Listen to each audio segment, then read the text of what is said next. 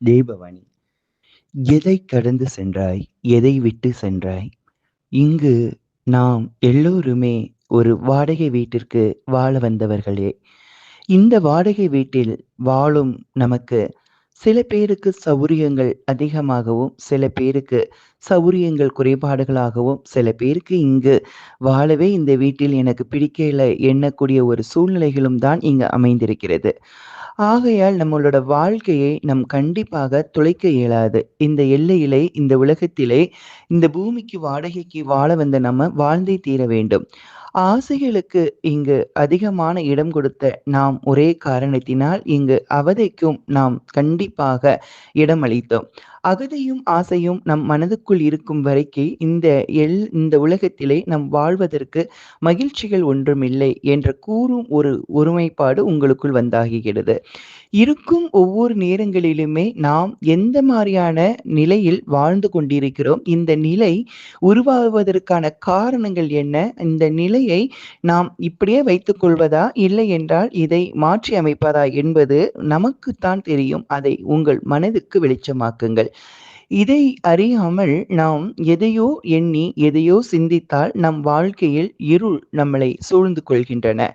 அது மாத்திரமல்ல, நம்மை கைதூக்கி விடக்கூடிய, நம்மை கஷ்டங்களிலிருந்து விடைபெறக்கூடிய அளவுக்கு ஒரே சக்திகள் என்றால் நாம் கும்பிடக்கூடிய இறை. அந்த இறையை நாம் உண்மை மனதோட நம்ம கும்பிடும் பொழுது, நம் கஷ்டங்களை கண்டிப்பாக கடந்து வருவதற்கு அது ஒரு காரணமாக இருக்கிறது. நம்பிக்கை வாழ்க்கை அல்லவா? அப்படிப்பட்ட இறையை நாம் நம்புகின்றோமா? செல்லும் பாதைகளெல்லாம் இறை இருக்கின்றது. ஆனால் ஒரு இடத்தில் நம் நம்பிக்கையாக இருந்தோமா என்பதை உங்கள் மனதுக்கு வெளிச்சமாக்குங்கள். சொந்தங்கள் இங்கு பல உறவுகள் மூலமாக நமக்கு கிடைக்கின்றது. ஆனால் இந்த உலகமே நமக்கு சொந்தம்தான். உறவுகள் நாம் எதையோ எதையோ தேடிக்கொண்டே நம் வாழ்க்கையை தொலைத்து இருளில் மூழ்கி இந்த வாடகை வீட்டில் வாழ்வதற்கு மகிழ்ச்சி அல்ல என்று நாம் ஒரு நேரத்தில் குழம்பி நம் உயிரை விடுகிறோம். ஆனால் இங்கு இருக்கக்கூடிய ஒவ்வொரு இடங்களிலுமே துன்பமும், துயரங்களும், மகிழ்ச்சி, ஆனந்தமும் இருக்கின்றது.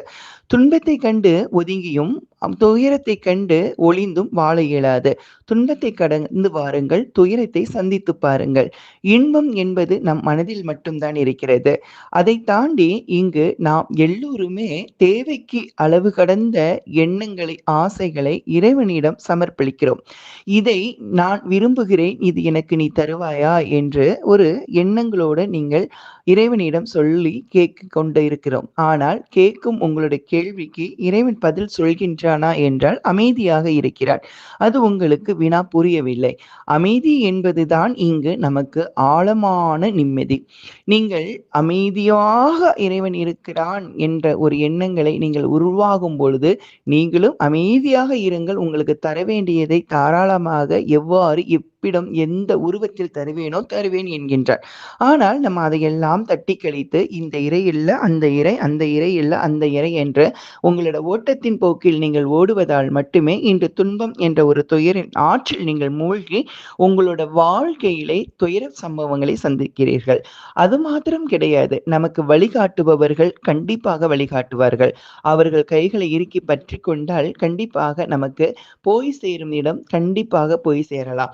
ஆனால் நாம் கையை உதறி தள்கின்றோமே, கைகளை உதறி தன்று நீங்கள் செல்லும் ஓடும் பாதைகள் அவர்களால ஓடி வர இயலாது. காரணம் என்ன என்றால், 1000 கைகள் இருந்தாலும் ஒற்றை கைகளால் உங்களை பற்றிக் கொள்ளக்கூடிய தன்மை உங்களுக்கு தான் இருக்கிறது.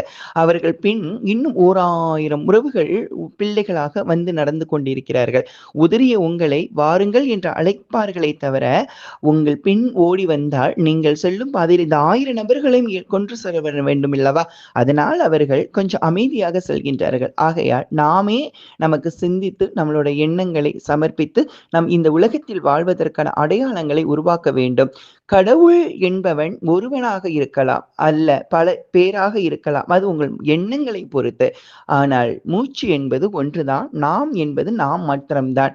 அப்போ நமக்கு சக்தி அளிக்கக்கூடியதும் ஏதோ ஒன்றுதான். அது நம்ம கண்டறிந்திருப்போம். ஆனால் அதுல விழிப்புணர்வுகளாக இருந்திருக்க இயலாது.